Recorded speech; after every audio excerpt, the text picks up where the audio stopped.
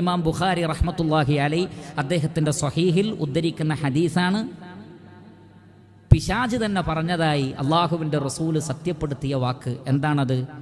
നിങ്ങൾ ആരെങ്കിലും ഉറങ്ങാൻ കിടക്കുമ്പോൾ ഇദാ അവൈത ഇലാ ഫിറാഷിക് ഫഖറ ആയത്തുൽ കുർസി, ഉറങ്ങാൻ കിടക്കുമ്പോൾ ആയത്തുൽ കുർസി പാരായണം ചെയ്യണം. അങ്ങനെയാണെങ്കിൽ ലൻ യസാല അലൈക മിനല്ലാഹി ഹാഫിളുൻ, അള്ളാഹുവിൽ നിന്ന് ഒരു സംരക്ഷകനെ അള്ളാഹു രാത്രിയിൽ നിയോഗിക്കും.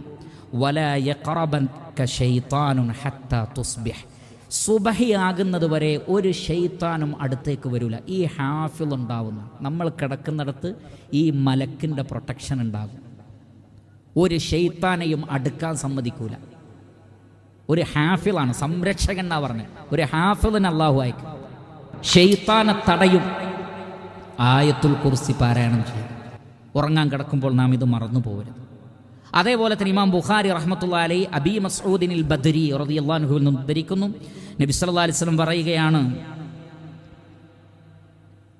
അൽ ആയതാനി മിൻ ആഖിരി സൂറത്തുൽ ബഖറ, സൂറത്തുൽ ബഖറയിലെ 2 ആയത്തുകൾ അവസാനത്തെ, മൻ ഖറഅഹുമാ ഫീ ലൈല, ആരെങ്കിലും രാത്രിയിൽ അത് പാരായണം ചെയ്താൽ കഫതാ, ആ 2 ആയത്തുകൾ മതി ആ രാത്രിയിലേക്കുള്ള സംരക്ഷണമായിട്ട്.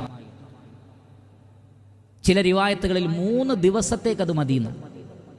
പ്രത്യേക സംരക്ഷണമാണ്. ആമനർ റസൂലു മുതൽക്ക് വൻസുർന അൽ ഖൗമിൽ കാഫിരീൻ എന്നതുവരെ. അപ്പോൾ ലൈല എന്ന് പറഞ്ഞതുകൊണ്ട് മഗ്രിബിന് ശേഷം ഏത് സമയത്തും ഓതാം. എത്രയും നേരത്തെ ഓതുന്നുവോ അത്രയും നല്ലത്. അൽഹംദുലില്ലാ.